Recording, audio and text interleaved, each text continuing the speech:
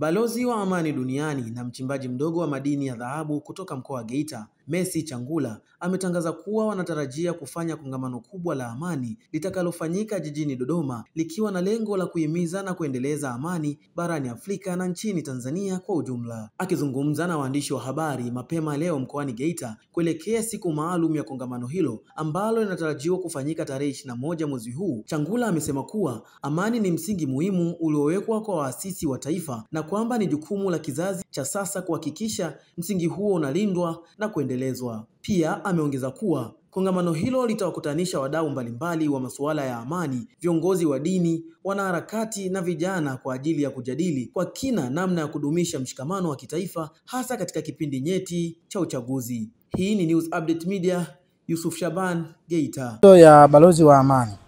Kwanza nishukuru wale wadau wote na taasisi za kitaifa na kimataifa zilizoona nimekuwa nikijishughulisha sana na mambo ya amani toka mwaka 2015. Nimekuwa nikiandaa makongamano mbalimbali ya amani.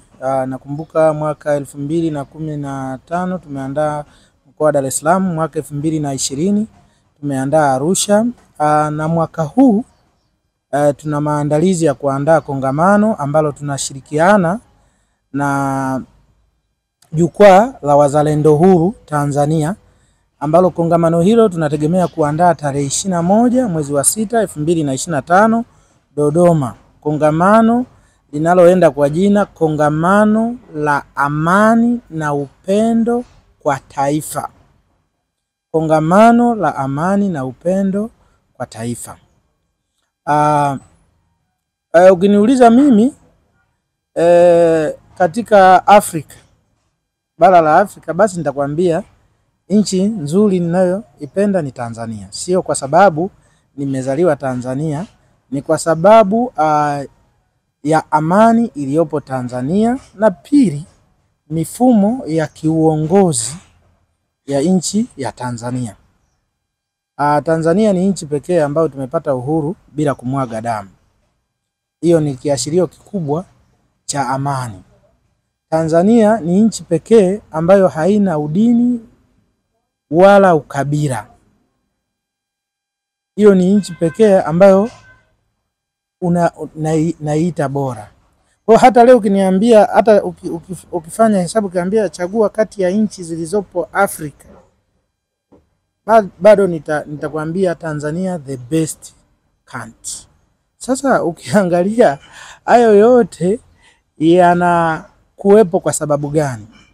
Cha kwanza kabisa utagundua kwamba uwepo wa amani ya Tanzania ni msingi mzuri wa waasisi wa taifa hili na maono mazuri yenye uzalendo hasa ya baba wa taifa. Niseme maadili, tumekuwa, mimi nina taasisi inaitwa wazalendo huru. Lengo kubwa tumekuwa tukihamasisha maadili, na tunategemea sasa hivi kuzindua kitabu cha uzalendo. Unajua tunapozungumzia neno uzalendo liko generalize. Umeelewa? Kila mtu anajikuta mzalendo. Sasa tunaenda kutengeneza walau kijarida walau kinachozungumzia uzalendo na maadili.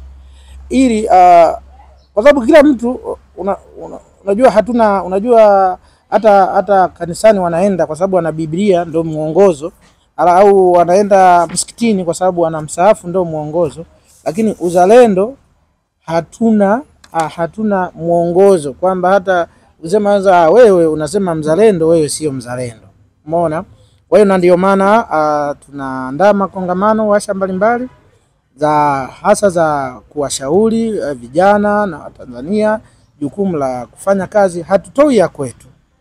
Sana sana tunayozungumza ni yale mambo ambayo yameandikwa kwenye vitabu vya hasa maandiko ya Mungu, kwa sababu hakuna jipya chini ya jua, yote yapo yalishaandikwa. Hata amani inapotoweka ilishaandikwa amani inaweza katoweka kwa misingi gani.